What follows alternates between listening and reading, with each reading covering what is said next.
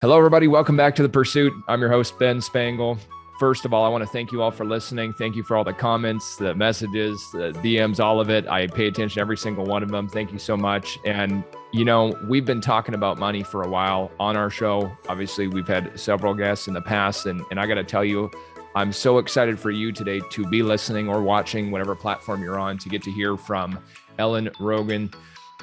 We were having a great conversation prior to this, and I'm telling you, are going to love what we're going to talk about today. Let me tell you a little bit about Ellen, just so you know, too. So she actually comes from the financial planning background. She's a CPA, CFP, New York Times best-selling author. I think it was your book, Picture Your Prosperity, if I remember correctly. Yes.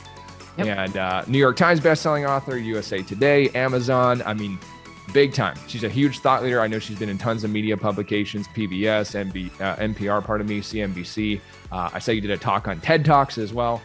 And she had built, everybody, just so you know, too, built and sold a very successful wealth management business. And her whole message, which I'm so excited for you to be listening, is prosperity on purpose. And I love this term. Any of you guys have been listening to the show for a while know I'm all about abundance, but I hadn't heard this one, being an abundance activist.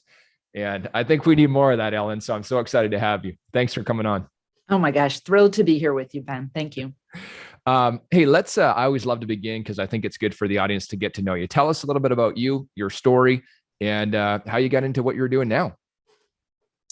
I was a resistant, kicking and screaming CPA. Like, I ended up in that world because it seemed like the thing I should do. And I got an A in accounting and hated it because I was always looking back at the past, and then ended up getting into financial advising and did that for a very long time. And the thing that was most interesting to me was how people made financial decisions, how some people could have a lot of money and still be really worried about it, that it wasn't going to be okay. And other people could have tons of contentment regardless of where they were at financially.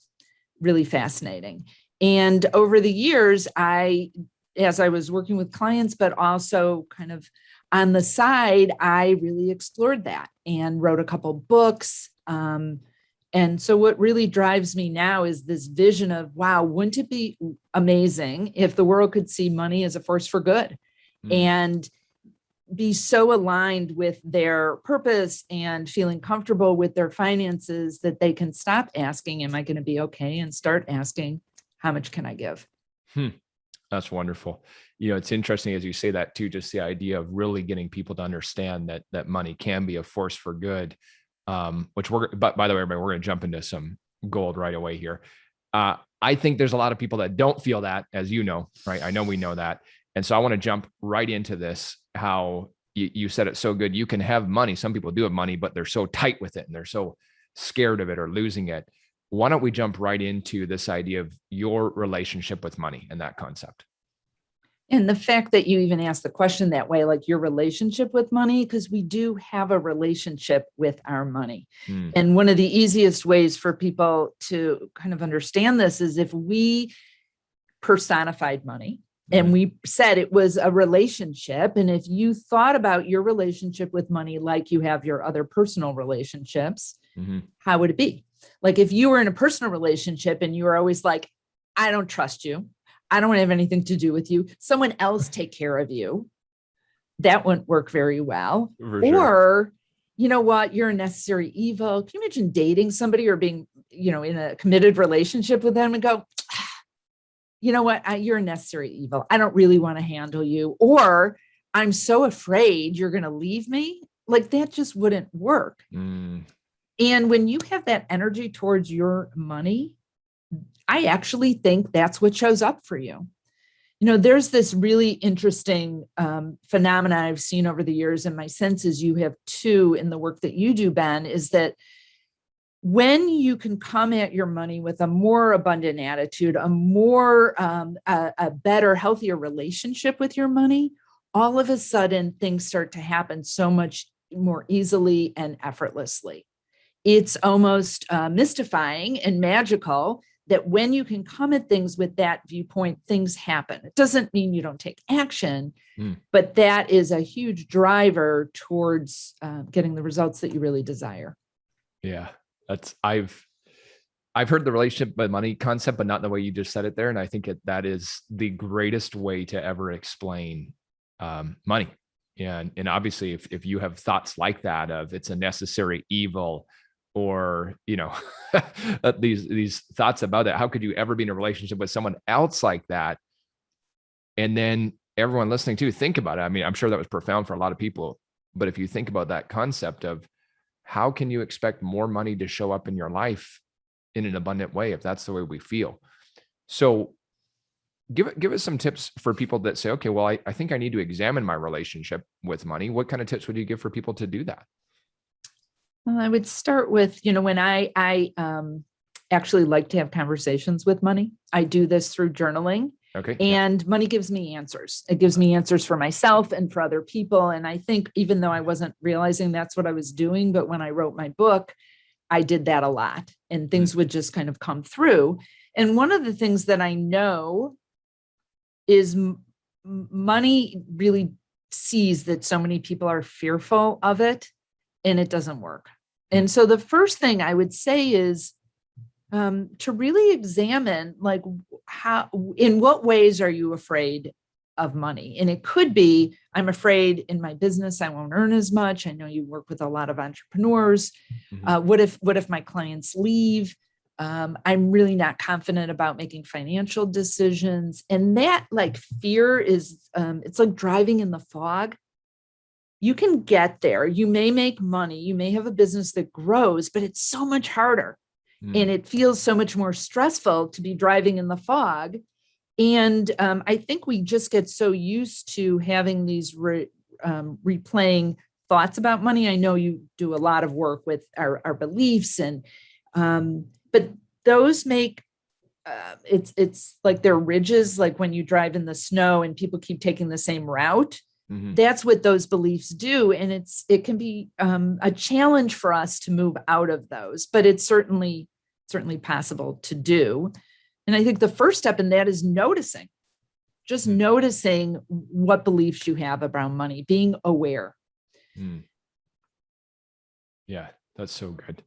And I think too, on that idea of people noticing our beliefs, if you're struggling with that, I mean, I couldn't agree more. Journaling is such a powerful tool, right? It's amazing the answers you can get to questions with the power of a journal.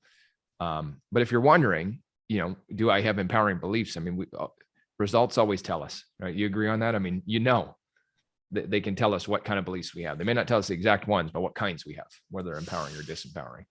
Yeah. And I think that there's also this compassion you can have with yourself, because we can use that as a way to feel badly. I mean, I know you've probably seen this in the financial services industry. There's so much focus for people that work in that industry about how much money you're making. And it's often there's rankings within companies about how well you're doing. And I know for many years, I didn't feel good about what I was doing. And it was like a drag. It was like having a 2-year-old hanging onto my ankles and trying to walk ahead. And so, yes, to know, and then to have some self-compassion. Okay, lots of people feel this way. I'm noticing lots of people feel this way. And, a next step, and this is really based on some of the work of Kristen Neff, who's an expert in self-compassion. And that sounds kind of like this fluffy, like, oh no, I need to tough it out. But they found that self-compassion is better than self-esteem for actually getting you towards your goals. And so at a very high level, some of the 3 steps she talks about is being mindful, like, oh, I'm noticing I have these thoughts. Realizing it's part of the human condition. We all have fearful thoughts. We're not going to be Mary Sunshine all the time. And then giving yourself some self-compassion. And the way that might look is if you had a great mentor or coach or someone that's your grandma or someone who's always encouraging to you, what would they say? Yeah, that's natural. It's hard at first. You're going to do great. And you can actually write yourself a letter, and it may seem goofy, but it's super powerful. That's phenomenal. Such great advice right there. With that, as people are thinking about this, they're thinking, okay, yeah, I want to improve this. I know I do. So here's some good tips. Be mindful, realize this is just part of being human. And then taking some steps on being a great coach.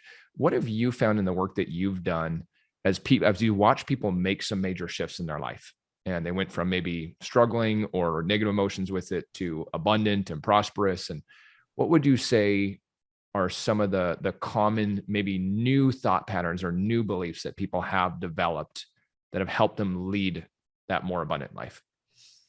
Ben, I think I'm going to share it based on actions to take. Perfect. Than thought patterns. And there's two that seem to be, maybe three. I'll start with the two that were top of my mind that really seem to turn the switch a little bit. And one is gratitude, which I know there's lots of studies out there about how grateful people are happier, how it raises your energy level. I don't think it's talked about that much in terms of the money or financial world, but grateful people actually make more money. And there's studies that have shown they have higher incomes.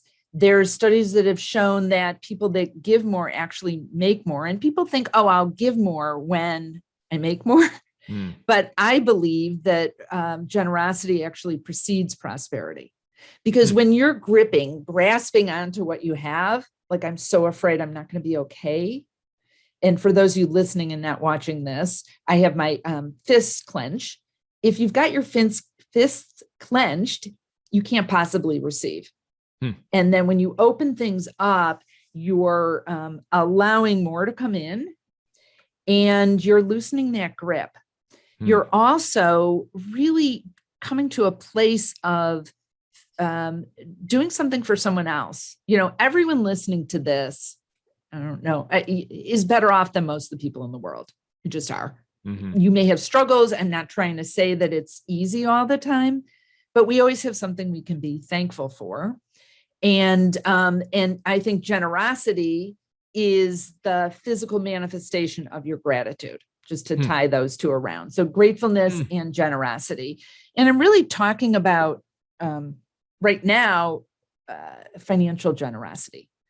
Yes, volunteering makes people who volunteer live longer, they're healthier. There's huge benefits of that. And giving of your financial resources is important as well. And I feel like they're kind of cousins, generosity and gratitude. They found that when people are financially generous, there's something that happens in your brain called subjective wealth. And it's like, if you gave $500 to charity, it's in your brain, you translate that into feeling as good as getting a $10,000 raise.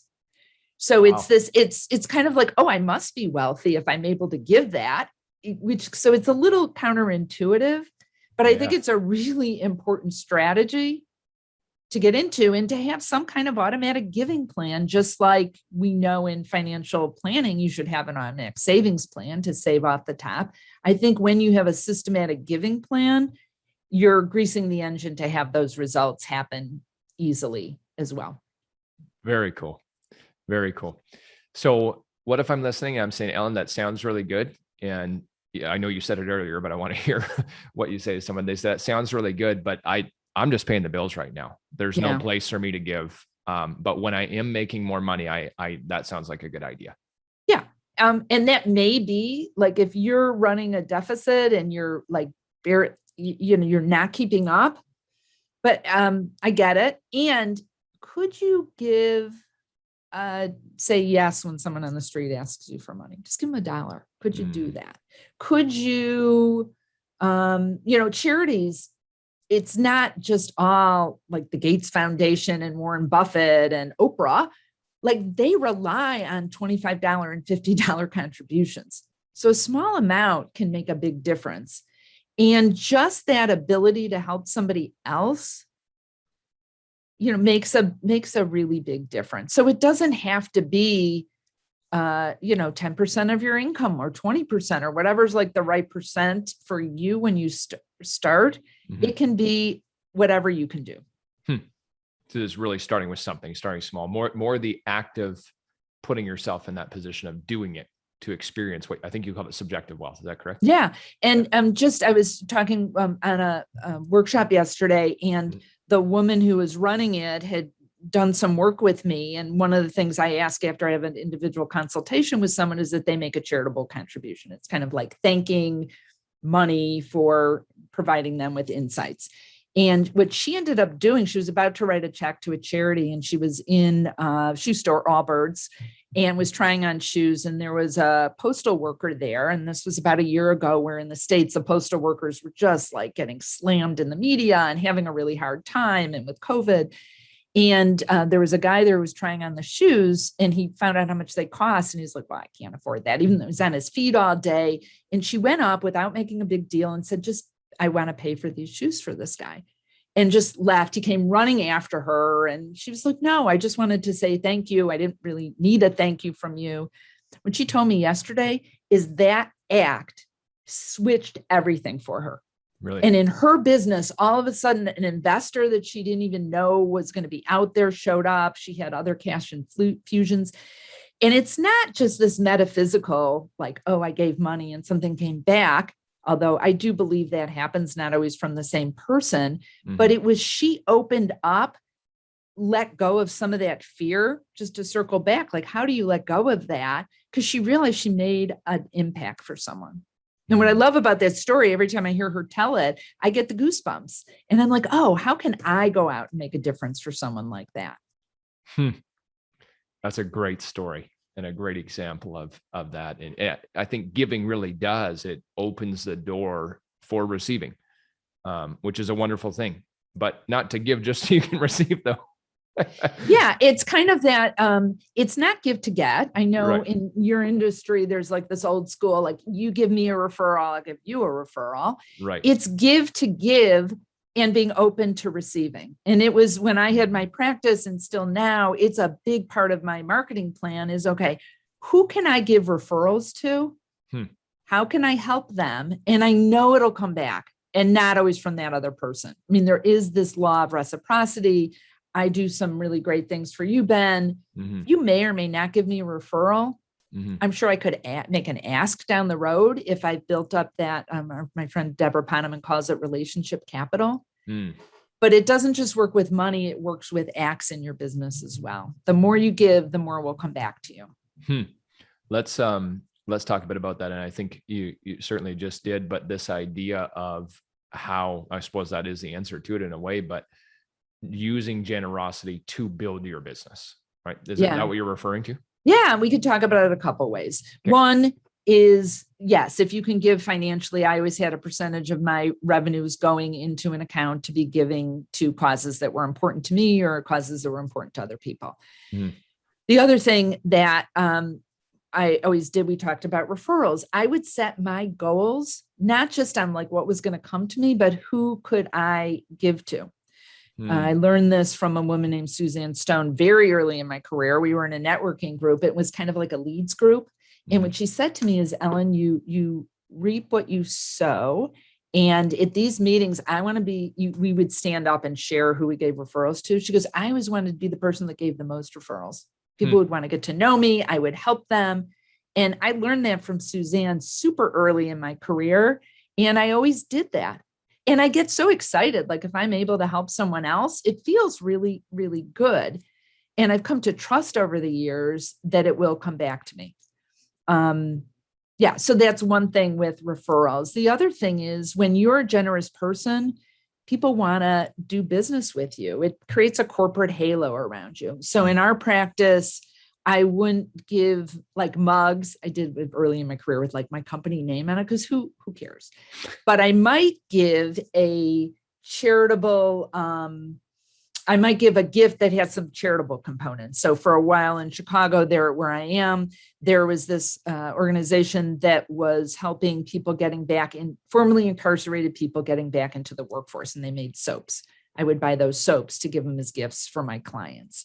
Cool. When we'd have client events, I would do that also. Always have some charitable component. When my business had a big anniversary, I reached out to all my clients and said, what's your favorite charity? I want to make $100 donation to it.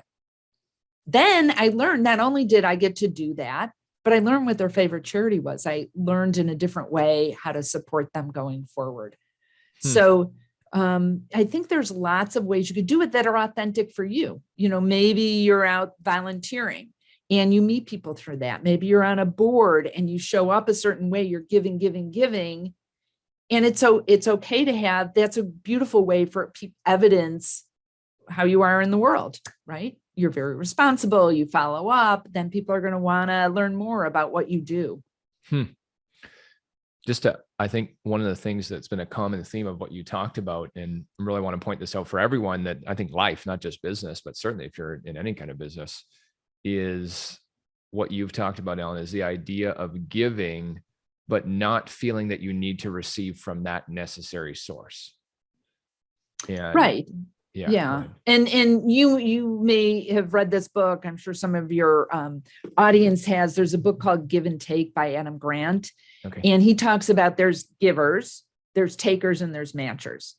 We learn pretty quick those takers, we don't want to hang around, right? Those people that are always like, what can you do for me? They never ask, how can I help? What?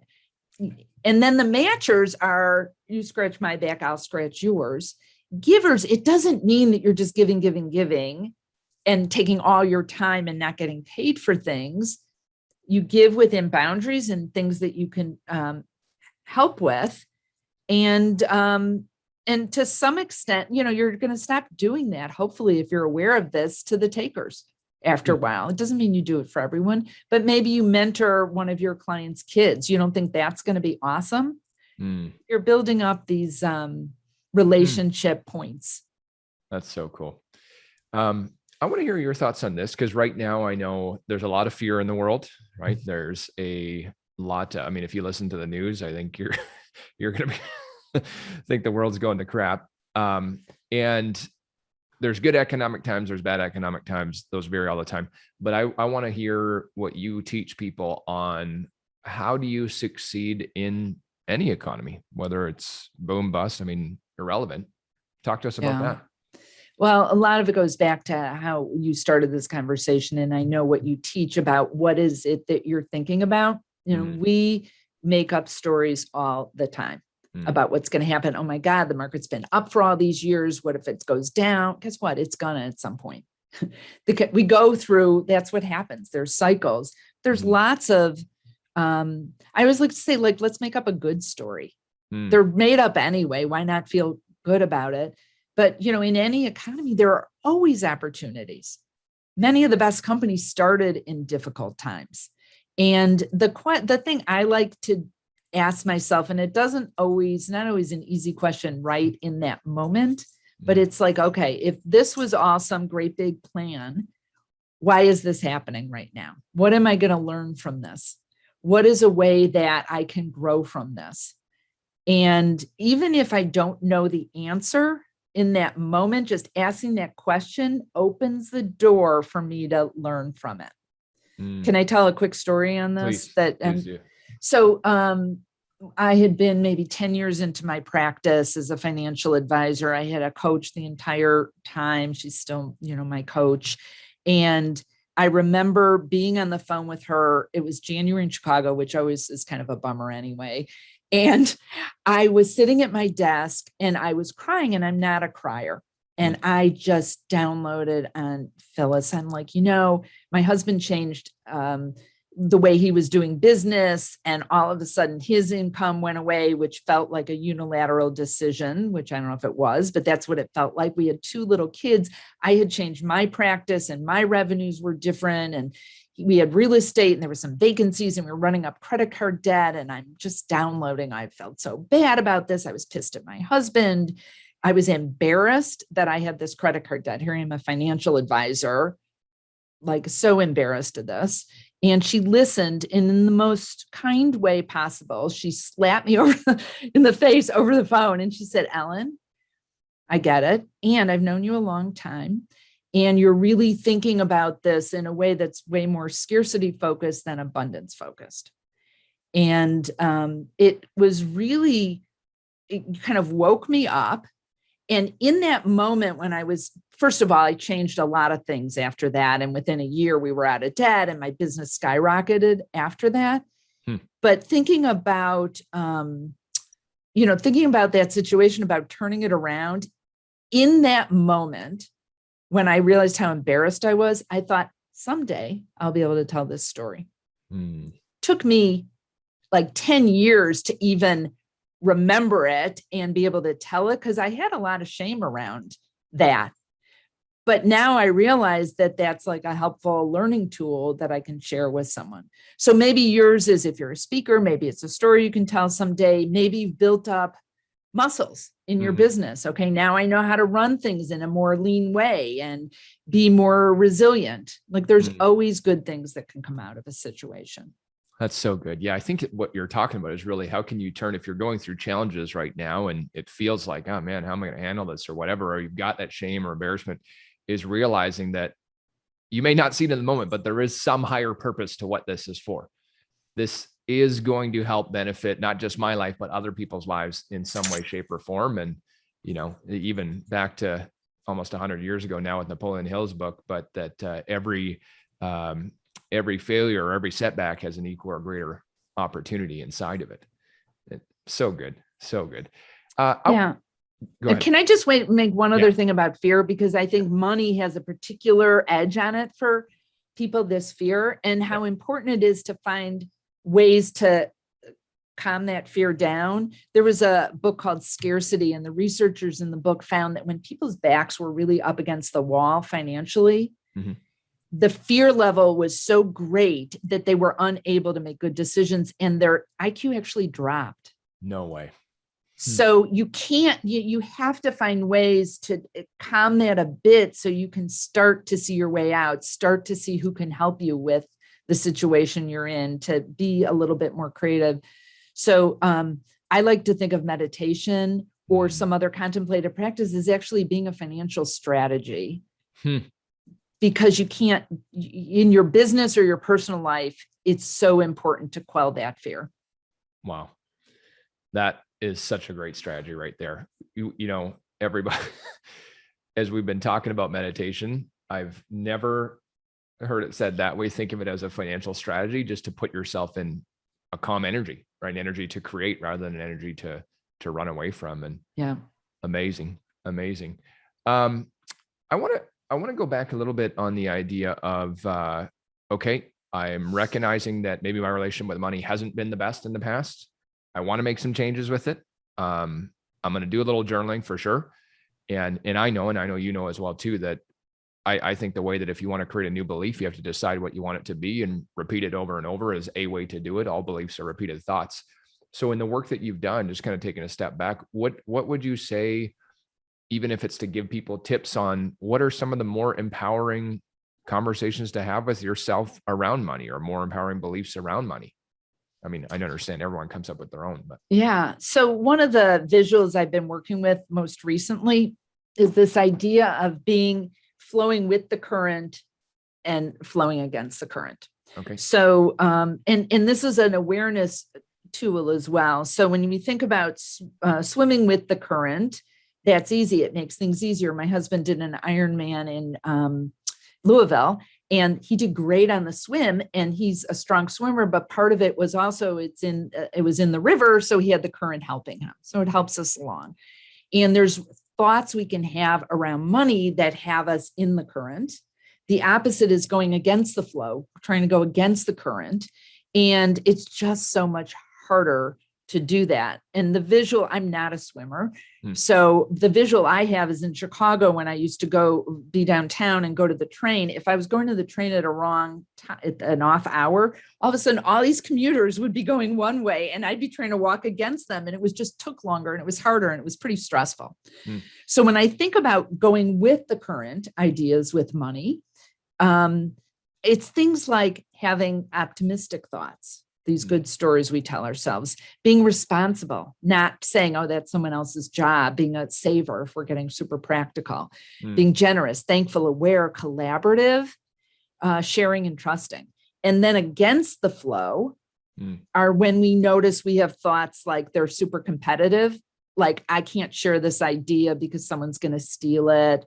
If I do this, they're going to take business from me. Jealous, envious. It can show up a couple ways, like something good happens to someone you know, and part of you's like, that should be me. Or you make something wrong with it. Oh, they're so materialistic that they just bought that Mercedes SUV. Like instead of like, oh, good for them. Good for them. Right. Stingy, overly materialistic. I think it's fine to have nice things, but that like needing to do that, hoarding, as you brought up at the beginning, being not wanting to spend because you're so afraid, fearful, irresponsible, like caring for your money, and resentful. So these thoughts, like to just check in, am I going with the current? Am I going with the flow, or am I fighting it? And, sometimes we can be in that muddy middle, like kind of stuck, like, okay, I know I should be doing more, but I can't. And with that, it's sometimes just relaxing into it and not fighting against it. I yesterday had this thought about like, how do people get out of quicksand? I don't know why I had that thought, because I was working on this. And according to what I saw on YouTube, you kind of have to lean back and relax into it. And that wouldn't be intuitive.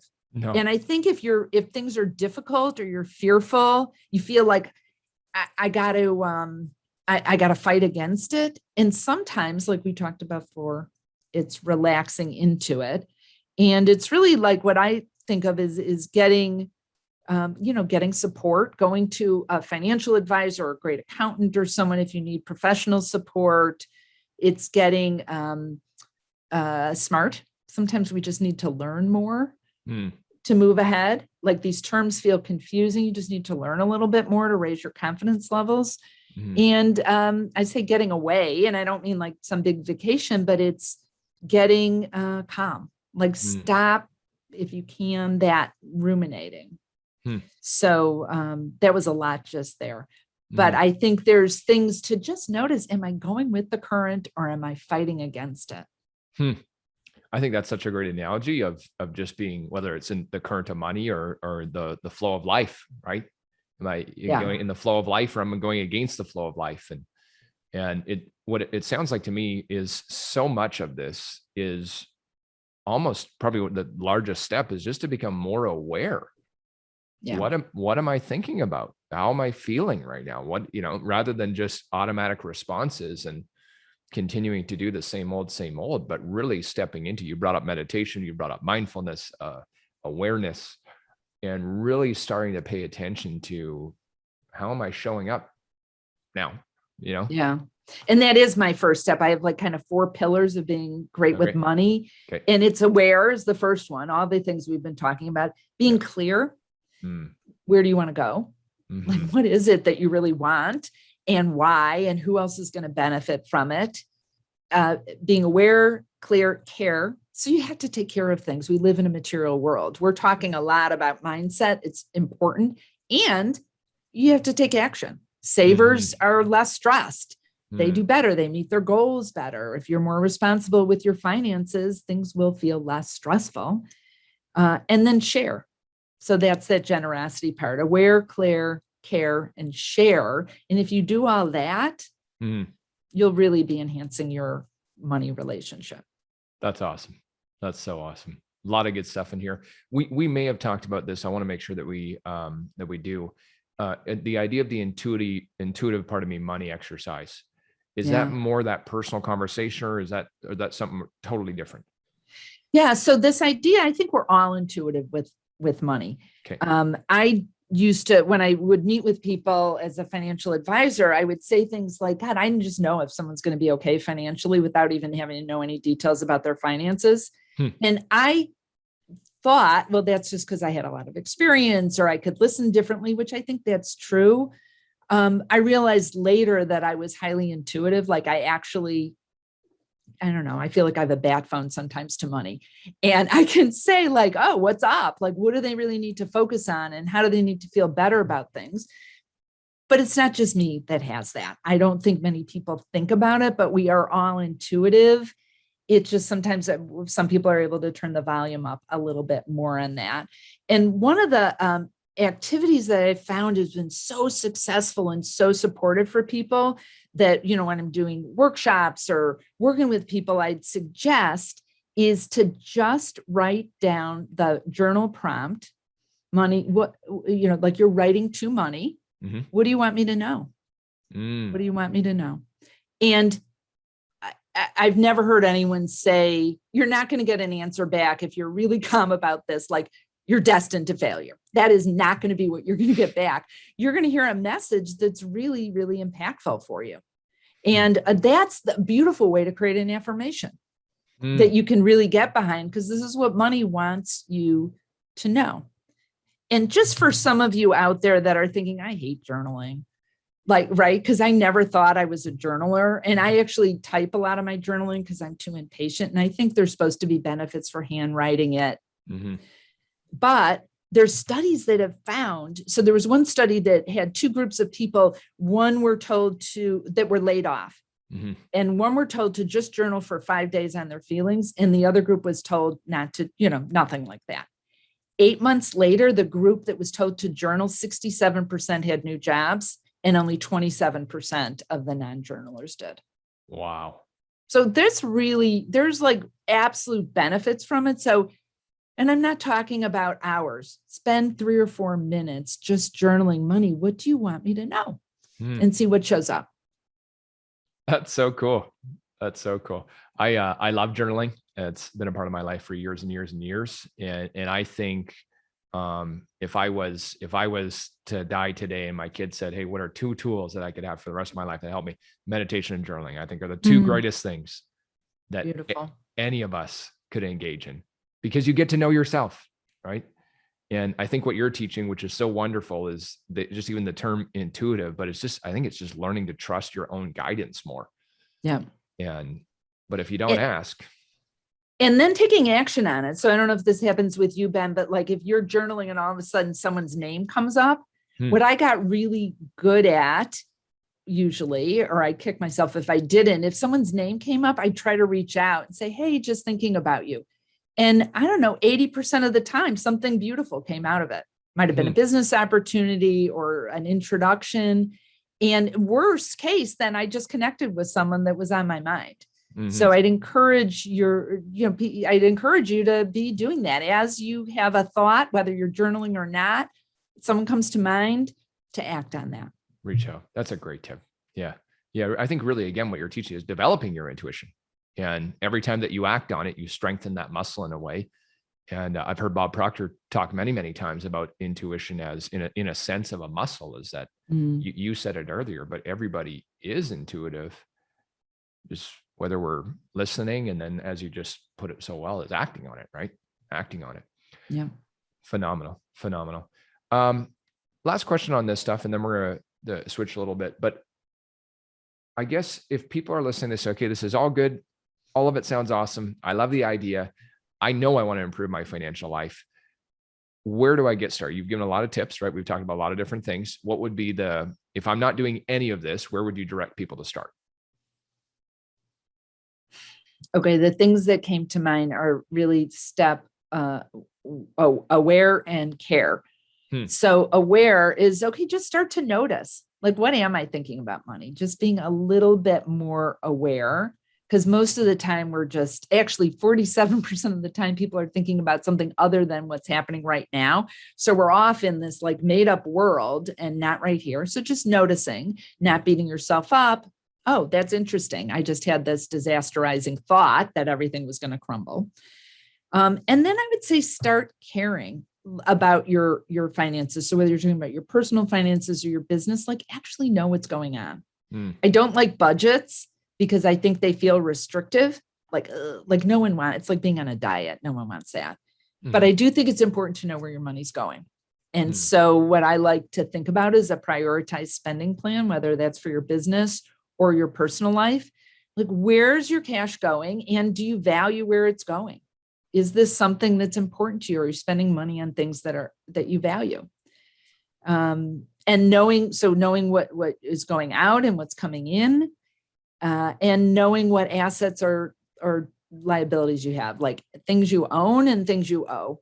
Because I think sometimes people, especially if they're stressed, want to put their head in the sand, and it's not always as bad as you fear.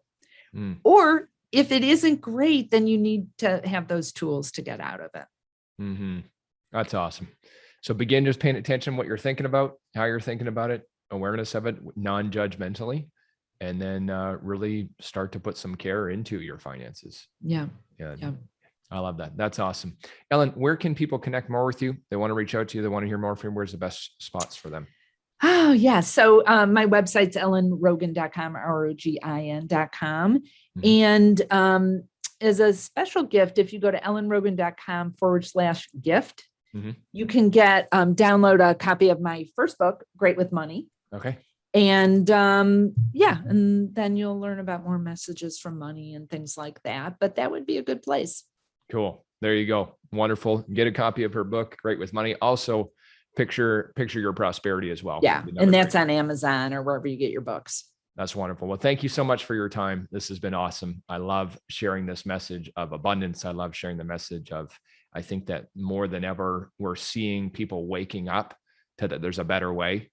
And it doesn't have to be a struggle. Life doesn't have to be. And you said it best, that you can really get in the flow of it, or in the flow of life and money and all of it. So I love what you're teaching. It's awesome. Thanks so much. Thank you. An honor to be here with you, Ben. Thank you. Everybody, hey, thanks for listening again. Please make sure to share this episode. As always, share it with 3 people if you can. And let's get this message out there. More people need this. We know there's people that are currently struggling with money, and it's a couple simple shifts, a few simple shifts that can really make a big difference in somebody's life. And you have the ability to share that, just as Ellen shared with us here today. So thanks for listening. We'll see you all soon.